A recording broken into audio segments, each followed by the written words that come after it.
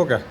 അപ്പോൾ എന്താണ് ഞാൻ ഈ ഒരു നമ്മളെ ജിയോസിൻ്റെ റിയാക്ഷൻ മെക്കാനിസം പാർട്ട് 7 ആക്ച്വലി ഞാൻ ഈ പറഞ്ഞ നമ്മളെ കഴിഞ്ഞ ഡിസംബറിലായിട്ടാണ് ഞാൻ അവസാനമായിട്ട് പാർട്ട് 6 ചെയ്തത്. പിന്നെ നമ്മൾ NCERT യൂട്യൂബ് സീരീസ് എന്ന് പറഞ്ഞിട്ടൊരു പുതിയൊരു ചാലഞ്ച് അവിടെ തുടങ്ങിയുണ്ട്. എന്താണ് ജനുവരിയും ഫെബ്രുവരി കംപ്ലീറ്റ് അതിന് വേണ്ടിയിട്ട് ഞാൻ മാറ്റിയായിരുന്നു. അപ്പോൾ ഇതവിടെ പെട്ടെന്ന് എന്താണ് കാരണം ഇത് അവിടെ അവസാനിച്ചില്ല, ഞാനത് അവിടെ ഒരു പകുതി കിട്ടിയിട്ട് പോയതാണ്. പിന്നെ ജനുവരി ഫെബ്രുവരി കംപ്ലീറ്റ് NCERT സീരീസിൻ്റെ +1 +2 ക്വസ്റ്റ്യൻസ് എല്ലാം തീർന്നു. ഫെബ്രുവരി 27 സംഭവം തീർന്നത്. അപ്പോൾ ഞാനിങ്ങനെ വിചാരിക്കുമായിരുന്നു ഇതിൻ്റെ ഇടയ്ക്കെന്ന് പറയേണ്ടത് ഈ ഒരു അതായത് NCERT സീരീസ് എന്താണ് നമ്മളെ തീർത്തിട്ട് നമ്മളെ GOC റിയാക്ഷൻ മെക്കാനിസത്തിൻ്റെ ബാക്കി കണ്ടിന്യൂഷന് ചെയ്യണം തന്നെ മൈൻഡിൽ ഇങ്ങനെ ഉണ്ടായിരുന്നു. അപ്പോൾ ഇത് എപ്പോഴും തീരുന്നില്ല എൻ്റെ കാത്തിരിപ്പിന്. എന്തായാലും മെഞ്ഞാന്നേക്ക് തീർന്നിട്ടുണ്ട്. ഇന്ന് മാർച്ച് 1. അപ്പോൾ എന്താണ് നമുക്ക് ഈ റിയാക്ഷൻ മെക്കാനിസം എന്താണ് ഞാനിതിന് എക്സ്ട്രായിട്ട് ചെയ്യുന്ന കുറച്ച് കാര്യങ്ങളാണ്. കാരണം ഞാനിങ്ങനെ എന്താണ് ഞാനിത് എന്തായാലും തുടങ്ങി വെച്ച സാധനം ഞാൻ എന്തെങ്കിലും തീർത്തിട്ടേ പോകുന്നില്ല. എന്താണ് ഇത് നമ്മൾ എക്സ്ട്രായിട്ട് ചെയ്യുന്ന നമ്മളെ continuation of GOC reaction mechanism part 7. Okay, ഞാൻ പാർട്ട് 6 എനിക്ക് തോന്നുന്നത് മറ്റേ റെസണൻസ് എഫക്റ്റിൻ്റെ എന്താണ് ഞാൻ കാണിച്ചു തരാം. അതായത് ഈ ഒരു ടോപ്പിക്കാണ് ഞാൻ ലാസ്റ്റ് ഡിസ്കസ് ചെയ്തത്. ഇതിൻ്റെ ഓരോ എക്സാമ്പിൾസ് എല്ലാം കാണിച്ചിട്ട്. സോ ഇനി എന്ത് ചെയ്യും, നമുക്ക് റെസണൻസ് എഫക്റ്റ് ഉണ്ടെങ്കിൽ അതായത് അതായത് R effect or M effect എന്നെല്ലാം പറയും. ഇതിൻ്റെ നമുക്ക് എന്ത് ചെയ്യുന്നത് ആപ്ലിക്കേഷൻ വൈസ് നോക്കാം. എന്തെങ്കിലും ഇതിൻ്റെ ആപ്ലിക്കേഷൻസ് ഉണ്ട്.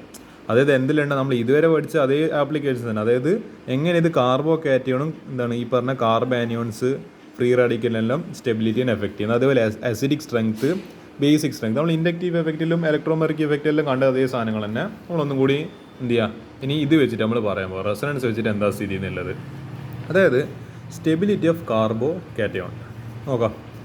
അതായത് stability of carbo cation is directly proportional electron donating group. അതായത് +M അല്ലെങ്കിൽ എന്താണ് +R ഗ്രൂപ്പുകൾ. അതായത് ഇലക്ട്രോൺസിന് അങ്ങോട്ടേക്ക് ഡൊണേറ്റ് ചെയ്യുന്ന ഇപ്പോൾ CH3 പോലത്തെ ഗ്രൂപ്പുകൾ, OCH3 ഇവർ ഇലക്ട്രോൺസിന് അങ്ങോട്ടേക്ക് ഡൊണേറ്റ് ചെയ്യുന്ന ആൾക്കാരാണ്. അപ്പോൾ ഇങ്ങനത്തെ എല്ലാ ആൾക്കാർ എന്താണ് ഈ റെസണൻസ് എഫക്റ്റ് എന്താണ് സ്റ്റെബിലിറ്റി ഓഫ് കാർബോ കാറ്റയോണെ സപ്പോർട്ട് ചെയ്യും. ഇത് എന്തുകൊണ്ടാണെന്ന് ഞാൻ ഒരു എക്സാമ്പിൾ കാണിച്ചു തരാം. And it is inversely proportional electron withdrawing group. അതായത് -M -I. ഈ -I എന്ന് പറയുന്നത് എന്താ നെഗറ്റീവ് ഇൻഡക്റ്റീവ് എഫക്റ്റ്. അതേപോലെ ഇതെന്താ negative resonance effect -R -I. അപ്പോൾ നമ്മളിപ്പോൾ ഒരു കോമ്പൗണ്ട് എടുത്ത് ഇപ്പോൾ എന്താണ് ഇങ്ങനെ ഒരു കോമ്പൗണ്ട് എടുത്തിട്ട് CH2+ ഒരു കാർബോ കാറ്റയോൺ.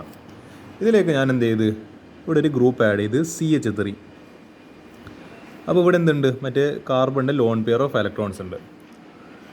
അപ്പോൾ ഇയാൾ എന്ത് ചെയ്യും നല്ല വിശാല മനസ്കാരന് വേണ്ടി തൻ്റെ ഇലക്ട്രോൺസ് ഇങ്ങോട്ടേക്ക് ഡൊണേറ്റ് ചെയ്യും. അപ്പോൾ സ്വാഭാവികമായിട്ട് എന്ത് ചെയ്യും ഇത് ഇങ്ങോട്ടേക്ക് റെസണൻസ് അങ്ങോട്ടും ഇങ്ങോട്ട് ഷിഫ്റ്റ് ചെയ്തിട്ട് ലാസ്റ്റ് ഇയാൾ എന്തായിക്കോളൂ ഈ പ്ലസ് ചാർജിനെ സ്റ്റെബിലൈസ് ആയിക്കോളൂ. അപ്പോൾ നമ്മൾ ആലോചിക്കേണ്ടത് ഇലക്ട്രോൺ ഡൊണേറ്റിംഗ് ഗ്രൂപ്പ്സ് ആണ് ഈ പ്ലസ് ചാർജിലെ കാർബോ കാറ്റയോൺസിനെ സ്റ്റെബിലൈസ് ചെയ്യുക. അപ്പോൾ അപ്പോൾ ഇതെന്താണ് ഇത് ആക്ച്വലി +R ഗ്രൂപ്പിനൊരു എക്സാമ്പിളാണ് ഈ പറഞ്ഞ CH3 എന്നെല്ലാം പറയുന്നത്. നമ്മളിപ്പോൾ ഇവിടെ എന്താണ് ഇതില്ലടോ ഇതിപ്പോൾ ടൊളുവിൻ ഇതൊക്കെ എന്താണ് +R എഫക്റ്റിൻ്റെ ഇതിൽ വരുന്ന ടീംസാണ്. അപ്പോൾ ഇവർക്ക് എന്ത് ചെയ്യും ഇലക്ട്രോൺസിന് അങ്ങോട്ടേക്ക് ഡൊണേറ്റ് ചെയ്ത് കൊടുക്കും. അല്ലെങ്കിൽ നമ്മൾ ഫീനോൾ എടുക്കാം. ഫീനോൾ ഒരു +R ഗ്രൂപ്പല്ലേ, ഇതാ OH ഇതിൻ്റെ 2 ഇലക്ട്രോൺസ് ഇങ്ങോട്ടേക്ക് ഡൊണേറ്റ് ചെയ്ത് പിന്നെ ഇത് ഇങ്ങോട്ടേക്ക് പോയി പിന്നെ ഇതിങ്ങോട്ട് ഷിഫ്റ്റ് ചെയ്ത്. അപ്പോൾ സംഭവം മനസ്സിലാകുന്നുണ്ട്. ഇതിങ്ങനെ റെസണൻസ് കളിച്ചിട്ട് എന്ത് ചെയ്യും നമ്മളെ കാർബോ കാറ്റയോൺ സ്റ്റെബിലൈസ് ചെയ്ത്. ഇതാണ് ഇതിൻ്റെ പ്രത്യേകത എന്ന് പറയുന്നത്. അതാണ് ആരെ എഫക്റ്റ് നമ്മളെ ഈ പറയുന്ന +R ഗ്രൂപ്പിൻ്റെ effect inversely proportional electron withdrawing group. ഇതേ കോമ്പൗണ്ട് എടുക്ക് ബെൻസീൻ റിംഗ് വരച്ച് CH2+. അപ്പോൾ ഇതെന്താണ് ഇതിൻ്റെ മുകളിൽ ഇപ്പോൾ ഒരു ഇലക്ട്രോൺ വിഡ്രോയിങ് ഗ്രൂപ്പ്. അതായത് എന്താ പറയുക ഒരു സ്വാർത്ഥനായിട്ട് ഇലക്ട്രോൺസിൻ്റെ തൻ്റെ അടുത്തേക്ക് വലിക്കുന്ന ഒരു ഗ്രൂപ്പിൻ്റെ പേര് പറഞ്ഞാൽ നൈട്രോ ഗ്രൂപ്പ് NO2. ഭയങ്കര സ്വാർത്ഥനാണെങ്കിൽ ഇല്ലെങ്കിൽ പോട്ടെ ഫ്ലൂറിൻ അല്ലെങ്കിൽ ക്ലോറിൻ അല്ലെങ്കിൽ ബ്രോമിൻ. ഇവരെല്ലാം എന്താ ഇലക്ട്രോൺസിനെ ഇലക്ട്രോണും കയ്യിലില്ല എന്താണ് മുട്ടായും പോരായിട്ട് മറ്റേ കുട്ടീൻ്റെ അടുത്തുനിന്ന് മുട്ടായി എന്താണ് ഈ പറഞ്ഞ വലിക്കുന്നതിന് അറിയപ്പെടുന്ന ആൾ അല്ലെങ്കിൽ അവിടെ നിന്ന് തട്ടിപ്പറിക്കുന്നതിന് അറിയപ്പെടുന്ന ആൾ മോഷ്ടിച്ച ആളുന്ന ആൾക്കാർ. These are the thieves of എന്താണ്. അപ്പോൾ ഇവരിൽ എന്ത് ചെയ്യും അല്ലെങ്കിൽ എന്താണ് ഇലക്ട്രോൺ നഷ്ടപ്പെട്ടിട്ട് ഒരു പെയർ ഓഫ് ഇലക്ട്രോൺസിനെ നഷ്ടപ്പെട്ടുകൊണ്ട് അതിൻ്റെ സങ്കടത്തിൽ ഇങ്ങനെ ഇരിക്കുക. ഇതാകെയില്ല ഒരു ഇലക്ട്രോൺസും കൂടി എന്താ ഇവരെല്ലാം കൂടിയിട്ട് അടിച്ചു മാറ്റിക്കളയും. അപ്പോൾ എന്താ ഇത് ഇയാളെ പിന്നെയും ഡീസ്റ്റെബിലൈസ് അതായത് ഇയാളുടെ സ്റ്റെബിലിറ്റി പിന്നെയും കുറക്കുകയല്ലേ ചെയ്യുന്നത്. ഇങ്ങനെ ഇലക്ട്രോൺസും പോരായിട്ട് പിന്നെയും അതിൻ്റെ അടുത്തുനിന്ന് അതൊരു അതെന്ന് പറയേണ്ടത് കണ്ണിൽ ചോരയില്ല എന്നെല്ലാം പറയുന്ന രീതിയിൽ ഇവരെന്ത് ചെയ്യും ഇവരെ സ്വന്തം കാര്യം മാത്രം നോക്കുന്നില്ല. ഇയാളെ ഹെൽപ്പ് ചെയ്യാനൊന്നും ശ്രമിക്കുന്നില്ല. ഇയാളെ കയ്യിൽ 10 റുപ്യയുടെ 10 റുപ്യെങ്കിലും എന്ന് പറയേണ്ടത് ഇയാൾക്ക് 20 റുപ്യ ആയിരുന്നു വേണ്ടത്. 10 റുപ്യ കയ്യിലില്ല. അവൻ്റെ സങ്കടത്തിലാണ്. ആ 10 റുപ്യയുടെ 10 റുപ്യെങ്കിലും അടിച്ചു മാറ്റാനാണ് ഇവരെല്ലാം ശ്രമിക്കുന്നത്. NO2 ഫ്ലൂറിന് ക്ലോറിന് ബ്രോമിന് ഇവരെല്ലാം ഇവിടെ കയറി വന്നാൽ ഇതാ പ്രശ്നം. ഇവരെല്ലാം ഒറ്റയടിക്ക് കയറി വരുന്നല്ല ഞാൻ പറയുന്നത്. പക്ഷേ ഞാൻ 4 കേസായിട്ട് എടുക്കേണ്ടതുകൊണ്ട് ഞാൻ ഒറ്റ കേസ് തന്നെ കാണിച്ചു. ഇവരെല്ലാം ആരും ഇവിടെ കയറി വന്നാലും പ്രശ്നമാണ്. ഈ കാർബോക്കേറ്റോണ് പ്രശ്നമാണ്.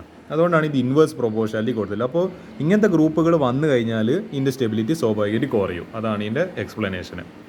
ഇതിലിവിടെ കുറച്ച് ക്വസ്റ്റ്യൻസ് എല്ലാം കൊടുത്ത കാണുന്നുണ്ട്. പക്ഷേ അതൊന്നും ഞാൻ ഡിസ്കസ് ചെയ്യുന്നില്ല, കാരണം ഇത് കുറച്ചും കൂടി എൻട്രൻസ് ലെവലിന് ആവശ്യമില്ല ക്വസ്റ്റ്യൻസ് ആണ്.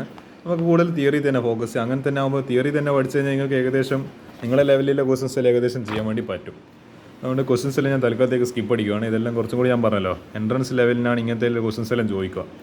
സോ ഇതെല്ലാം എനിക്ക് ചെയ്യുന്നില്ല ക്വസ്റ്റ്യൻസ് ആയത്, നിങ്ങൾക്ക് ഇതെല്ലാം എനിക്ക് ചെയ്യേണ്ട ഹോംവർക്ക് ക്വസ്റ്റ്യൻസ് ആയത്. അതുകൊണ്ട് നിങ്ങൾ തൽക്കാലത്തേക്ക് അതൊന്നും കണ്ടിട്ട് പേടിക്കൊന്നും വേണ്ട. നമുക്ക് ഇത് നോക്കാം. Stability of carbo anion. എന്താ സ്ഥിതി? ഇതാ C-. നമ്മളപ്പോൾ എന്താ മനസ്സിലാക്കുന്നത്? ഇപ്പോൾ C- ഒരു കോമ്പൗണ്ട് എടുക്കാം. ഓക്കെ, C-, CH2 തന്നെ എടുക്കാം. CH2ൻ്റെ മുകളിൽ മൈനസ്, അയാൾക്ക് extra lone pair of electron ഉണ്ട്. അപ്പോൾ ഇയാളുടെ സ്റ്റെബിലിറ്റി എങ്ങനെ കിട്ടും? ഇയാളുടെ മുകളിൽ എക്സ്ട്രാ ചാർജിന് ആരെങ്കിലുമൊക്കെ പിടിച്ച് മാറ്റണം. ആ പിടിച്ച് മാറ്റുന്നത് ഇവിടെയാണ് ആക്ച്വലി ഈ NO2 അല്ലെങ്കിൽ ഫ്ലൂറിന് അല്ലെങ്കിൽ ക്ലോറിന് ബ്രോമിന് ഇവരെല്ലാം ആക്ച്വലി ഇവിടെയാണ് ഹെൽപ്ഫുൾ ആവുന്നത്. ഈ കേസിൽ ഹെൽപ്ഫുൾ അല്ല, ഇവിടെ പക്ഷേ ഹെൽപ്ഫുള്ളാണ്. കാരണം അതാ ഇവരുടെ ഇലക്ട്രോൺസിനെ അടിച്ചു മാറ്റി. ഇവർ പറയും എടാ എനിക്ക് എക്സ്ട്രാ ആയിട്ട് ഒരു ഇലക്ട്രോൺ ഉണ്ട്, അല്ലെങ്കിൽ ഞാനിപ്പോൾ അല്ലെങ്കിൽ സദ്യ കഴിച്ചിട്ട് വയറ് നിറഞ്ഞിട്ടില്ല, എനിക്ക് ആരോ എക്സ്ട്രാ ആയിട്ട് ഒരു ഐസ്ക്രീം കൊണ്ട് തന്നിട്ട് നിങ്ങളൊക്കെ ആയിരിക്കും വേണമെന്ന് ചോദിച്ചിട്ട്. അപ്പോൾ ബ്രോമിനും നൈട്രോ ഗ്രൂപ്പും ഫ്ലൂറിനെല്ലാം പറയുക പിന്നെന്താ സന്തോഷം എന്നാ പറയേണ്ടത്. എന്താ പറയുക, ഇയാൾ കയ്യോടെ കൊടുക്കും അയാൾക്ക് ഇലക്ട്രോൺസിന്. ഇയാളെടുത്ത് സന്തോഷം മാത്രമല്ല, ഇയാൾക്ക് ഇലക്ട്രോൺസിനെ ഇയാൾ എങ്ങനെ നോക്കിയാലും പിടിച്ച് വാങ്ങിക്കോളൂ. ഇയാൾക്ക് എന്താണ് ആ ഇലക്ട്രോൺസ് കൊടുക്കുന്നതിലാണ് എന്താണ് ഇയാളെ താല്പര്യം എന്നും പറയുന്നത്. അപ്പോൾ എന്താ ഇവിടെ ഈ കേസിൽ ഇലക്ട്രോൺ വിഡ്രോയിങ് ഗ്രൂപ്പ്സിൻ്റെ ഒരു എന്താണ് എഫക്റ്റ് ആയിരിക്കും ജാസ്തി എന്ന് പറയുന്നത്. This is more powerful. അതുകൊണ്ടാണ് stability of carbo anion is directly proportional electron withdrawing group, അല്ലെങ്കിൽ -R എഫക്റ്റിലെ -I എഫക്റ്റ് എക്സ്റ്റെൻഡ് ഓഫ് റെസൊണൻസിന് ഡയറക്ട്ലി പ്രൊപ്പോർഷണലാണ്. ഇലക്ട്രോൺ ഡൊണേറ്റിംഗ് ഗ്രൂപ്പ് വന്നല്ല എന്താ പ്രശ്നം നോക്കാം. ആ ഫിഗറും വരക്കാം. CH2-. ഇവിടെ ഒരു എന്താണ് ഒരു OCH3 എന്ന് പറയുന്ന ഗ്രൂപ്പ് വന്ന് ഇയാൾ എന്ത് ചെയ്യും? ഇയാളെ വിശാല മനസ്കത കാരണം ഇയാൾ പിന്നെ ഇലക്ട്രോൺസിന് അങ്ങോട്ടേക്ക് കൊടുക്കും. അതായത് ഇയാൾ അല്ലെങ്കിൽ എന്താണ് സദ്യ കഴിച്ചിട്ട് വയറ് നിറഞ്ഞു, ഇനി വയറിലേടി സ്ഥലമില്ല ഒരു ഭക്ഷണം തിന്നേന്. അതുകൊണ്ട് അന്നേരമാണ് ഒരു ചങ്ങ എന്ത് കൊടുത്തത്? ഇയാൾക്ക് ഒരു ഐസ്ക്രീം തിന്നാൻ കൊടുത്തത്. അപ്പോൾ ഈ ചങ്ങ എന്ത് ചെയ്തു? ഇയാൾക്ക് എന്താണ് ഒരു ബർഗറും കൂടി തിന്നാൻ കൊടുത്ത്. അപ്പോൾ എങ്ങനെ ഉണ്ടാവും? ഈ ചങ്ങ അല്ലെങ്കിൽ ഇതിങ്ങനെ കഷ്ടപ്പെട്ടിട്ടല്ലേ ഈ ഐസ്ക്രീം തിന്നേ. വീണ്ടും ഇത് ഒരു ചങ്ങ കാണാൻ പിന്നെയും ബർഗറെല്ലാം കൊടുക്കുന്നത്, ബർഗറും മറ്റേ ചോക്ലേറ്റ് എല്ലാം. ഇയാളുടെ കാര്യം പോയില്ലേ, തീർന്ന്. അതുകൊണ്ടാണ് പറയുന്നത് this is inversely proportional electron donating group. Electron donating വന്നു കഴിഞ്ഞാൽ ഇയാൾ എടുക്കാറിപ്പോൾ. കാരണം ഇയാളെ ലക്ഷ്യം എന്ന് പറയുന്നത് തന്നെ ഈ മൈനസ് ചാർജിന് എങ്ങനെയെങ്കിലും പോക്കേണ്ടിയിട്ടാണ്. അപ്പോൾ മൈനസ് ചാർജിന് ആരെ പോക്കുക? Electron withdrawing groups. ഇയാളപ്പോൾ നല്ല കാര്യമാണോ? അല്ല, ഇയാളുടെ കാര്യത്തിൽ മോശമാണ്. അപ്പോൾ +R എഫക്റ്റ് +I എഫക്റ്റ്. ഇതാണ് എന്താണ് ഈ ഒരു topic, stability of carbo anion using resonance വെച്ചിട്ട് എക്സ്പ്ലെയിൻ ചെയ്യാം. ഓക്കെ, നമുക്കിന്ന് ഈ ഒരു എസിഡിക് സ്ട്രെങ്ത്തിൻ്റെ ടോപ്പിക് കൂടി ഡിസ്കസ് ചെയ്യാം. നാളെ അടുത്ത ദിവസം തന്നെ നമുക്ക് എന്ത് ചെയ്യാം? നമുക്ക് ഈ പറഞ്ഞ ബേസിക് സ്ട്രെങ്ത്തിനെ പറ്റി നോക്കാം. ഇന്ന് ഞാൻ തൽക്കാലത്തേക്ക് വീഡിയോ ഞാൻ അധികം ലെങ്തി ആക്കാൻ ഉദ്ദേശിക്കുന്നില്ല, കാരണം കുറേ ദിവസത്തിന് ശേഷം നമ്മൾ കണ്ടിന്യൂ ചെയ്യില്ല. അപ്പോൾ നമുക്ക് മെല്ലനെ തുടങ്ങിയാൽ മതി. അപ്പോൾ എസിഡിക് സ്ട്രെങ്ത്ത് എന്ന് പറയുന്നത് ഇപ്പോൾ OH. അപ്പോൾ ഈ പറയുന്ന ആൽക്കോൾ പോട്ടെ, ഒരു HCl എന്ന് പറയുന്ന ഹൈഡ്രോക്ലോറിക് ആസിഡാണ്. അല്ലെങ്കിൽ എന്തുകൊണ്ട് ഇത് ആസിഡായത്? ഇവിടെ ഒരു ബോണ്ടാണ്. ഈ ബോണ്ട് ആക്ച്വലി എന്ത് ചെയ്യുന്നുണ്ട്? ഈ ഇൻഡക്റ്റീവ് എഫക്റ്റ് പ്രകാരം ഇയാൾ തൻ്റെ അടുത്തേക്ക് ഇലക്ട്രോൺസിനെ വലിക്കുന്നുണ്ട്. ഈ ഇലക്ട്രോൺ നെഗറ്റീവ് ആണല്ലോ, മോസ്റ്റ് ഇലക്ട്രോൺ നെഗറ്റീവിൽ ഹാലജൻസിൻ്റെ ഗ്രൂപ്പിലാണെങ്കിൽ ഇയാൾ വിട്ടത്. അപ്പോൾ ഇയാൾക്ക് എന്തുണ്ട്? ഒരു പാർഷ്യലായിട്ട് ഒരു നെഗറ്റീവ് ചാർജ് കിട്ടും, ഇയാൾക്ക് ഒരു പാർഷ്യൽ പോസിറ്റീവ് ചാർജ് കിട്ടും. അപ്പോൾ ഈ പൊളാരിറ്റി ഇവർ തമ്മിലെ ചാർജ് ഡിഫറൻസ് കൂടുന്തോറും ഈ ബോണ്ട് ഇങ്ങനെ മെല്ലനെ പൊട്ടി വരിക. അപ്പോൾ എന്ത് ചെയ്യും? ലാസ്റ്റ് ഈ സാധനം പൊട്ടിയിട്ട് ഇത് Cl- ആയിട്ടും ഇത് സാധനം H+ ആയിട്ട് നിൽക്കും. അപ്പോൾ ആക്ച്വലി എത്ര പെട്ടെന്നാണോ the ability of a compound to liberate H+ from the compound, that ability അല്ല അതിൻ്റെ കപ്പാസിറ്റീനെ പറയുന്ന പേരാണ് ആക്ച്വലി എസിഡിറ്റി എന്ന് പറയുന്നത്. അപ്പോൾ എത്ര പെട്ടെന്ന് ഈ ബോണ്ട് ക്ലീവേജ് ചെയ്തിട്ട് പൊട്ടിച്ചിട്ട് H+നെ റിലീസ് ചെയ്യാൻ പറ്റുന്നോ അത്രത്തോളം നല്ലത്. അപ്പോൾ അതാണ് ആക്ച്വലി ഇതിൽ വരുന്നത്. അപ്പോൾ നമുക്ക് എസിഡിക് സ്ട്രെങ്ത് നോക്കാം. It is directly proportional to stability of conjugate anion നോക്കാം. അപ്പോൾ ഇതൊരു directly proportional electron withdrawing group, inversely proportional electron donating group. അതായത് -I അല്ലെങ്കിൽ -R -I പിന്നെന്താ +I അല്ല +R+I. It is directly proportional extent of resonance. അതായത് ഇപ്പോൾ എന്താ ഒരു നോർമൽ കോമ്പൗണ്ട്, ഞാനിപ്പോൾ ഈ ഒരു ഗ്രൂപ്പ്സിൻ്റെ എഫക്റ്റ് എന്താണെന്ന് ഞാൻ പറഞ്ഞുതരാം. ഇപ്പോൾ OH എടുത്ത് ഫീനോൾ അസിഡിക്കാണ് നമുക്കറിയാം. ആൽക്കോളിൻ്റെ ഗ്രൂപ്പ് പെട്ടുകൊണ്ട് കുറച്ച് അസിഡിക്കാണ് അയാൾ. അപ്പോൾ എന്ത് വന്ന് ഇവിടെ ഈ പറഞ്ഞ ഒരു NO2 എന്ന് പറയുന്ന ഗ്രൂപ്പ് വന്ന്. അപ്പോൾ NO2 എന്ന് പറയുന്ന ഗ്രൂപ്പ് വരുന്ന സമയത്ത് ഇയാൾ എന്ത് ചെയ്യും? തൻ്റെ അടുത്തേക്ക് ഇലക്ട്രോൺസിനെ വലിക്കും. ഇത് ഇലക്ട്രോൺ വിഡ്രോയിങ് ഗ്രൂപ്പാണ്, ഞാൻ പറഞ്ഞ പോലെ സ്വാർത്ഥനാണ്. തൻ്റെ അടുത്തേക്ക് ഇലക്ട്രോൺസിനെ വലിക്കും. അപ്പോൾ എന്ത് സംഭവിക്കൂടാ? ഇവിടെ അപ്പോൾ ഒരു പോസിറ്റീവ് ചാർജ് ഈ പോസിറ്റീവ് ചാർജിനെ ശരിയാക്കേണ്ടിയിട്ട് എന്ത് ചെയ്യും, ഇവിടുത്തെ എല്ലാ ഇലക്ട്രോൺസ് ഇവിടുത്തെ ആയിരിക്കും വരും. അപ്പോൾ എന്ത് ചെയ്യും, ഇവിടെ ഒരു പോസിറ്റീവ് ചാർജ് വരും. അപ്പോൾ ഇത് ശരിയാക്കേണ്ടിയിട്ട് എന്ത് ചെയ്യും, ഈ പറയുന്ന ഓക്സിജൻ ഞാൻ പറയില്ല കംപ്ലീറ്റ് റെസണൻസ് ഇവിടെ ഇറക്കുന്നത്. അപ്പോൾ ഇവിടുത്തെ ഒരു ഓക്സിജൻ്റെ ഒരു ലോൺ പെയർ ഓഫ് ഇലക്ട്രോൺസ് ഇവിടേക്ക് ഡൊണേറ്റ് ചെയ്യും. അപ്പോൾ ഇവിടെ ഡബിൾ ബോണ്ടായി ഇവിടുത്തെ സാധനം സ്റ്റെബിലൈസ് ആയി. അപ്പോൾ എന്താ, അപ്പോൾ OH നിൽക്കുന്നത്. അപ്പോൾ എന്താണ്, ഇലക്ട്രോൺസിനെ ഒന്നിനെ ഡൊണേറ്റ് ചെയ്യുന്നപ്പോഴത്തേക്ക് ഇയാൾ എന്ത് ചെയ്ത് ഇവർ തമ്മിലുള്ള ബോണ്ടിൻ്റെ ശക്തി കുറഞ്ഞു പറഞ്ഞാൽ അപ്പോൾ പെട്ടെന്ന് എന്ത് ചെയ്യും, ഈ പറഞ്ഞ ഒരു സാധനം പൊട്ടിയിട്ട് O- H+ ആയിട്ട് നിൽക്കും. അപ്പോൾ ഈ ഒരു കപ്പാസിറ്റിൻ്റെ ആക്ച്വലി നമ്മൾ എസിഡിറ്റി എന്ന് പറയുന്നത് ഈ ഇത് പെട്ടെന്ന് ബ്രേക്ക് ആവുന്നത് H+ ആയിട്ട് ലിബറേറ്റ് ചെയ്യുന്നത് അല്ലെങ്കിൽ പുറത്തേക്ക് പോകുന്നത് ആ എബിലിറ്റിയാണല്ലോ എസിഡിറ്റി. അപ്പോൾ എസിഡിറ്റി കൂട്ടാൻ ആര് സഹായിച്ചിട്ടുണ്ട്, ഇലക്ട്രോൺ വിഡ്രോയിങ് ഗ്രൂപ്പായിട്ട് ആര് സഹായിച്ചിട്ടുണ്ട്, നൈട്രോ ഗ്രൂപ്പ് അല്ലെങ്കിൽ ഫ്ലൂറിന്, ക്ലോറിന്, ബ്രോമിന്, അയഡിന്, ഇവരെല്ലാം എന്ത് ചെയ്യും, ഇത് ആക്ച്വലി ഹെൽപ്പ് ചെയ്യുന്ന ആൾക്കാരാണ്. ഇതാണ് ഇതിൻ്റെ കാര്യം എന്ന് പറയുന്നത്. ഇതേ സ്ഥാനത്ത് ഇപ്പോൾ ഇത് പോട്ടെ, ഇവിടെ ഒരു CH3 വന്ന് ഇങ്ങനെ ഇലക്ട്രോൺസിനെ അങ്ങോട്ടേക്ക് ഡൊണേറ്റ് ചെയ്ത്, അപ്പോൾ ഇത് ഇങ്ങോട്ടേക്ക് എന്താ, ഇപ്പോൾ ഇവിടെ ഒരു മൈനസ് ചാർജ്, അപ്പോൾ ഇവിടെ എന്താണ് മൈനസ് ചാർജ് മുകളിലേക്ക് വന്ന്, അപ്പോൾ എന്ത് സംഭവിച്ച് ഇയാൾക്ക് ആക്ച്വലി എന്താ സംഭവിച്ചുകൊണ്ടിരിക്കുന്നത്, കൂടുതൽ ഇലക്ട്രോൺസിനെ കിട്ടും. അപ്പോൾ ഈ ബോണ്ട് പൊട്ടുമല്ലോ പെട്ടെന്ന്.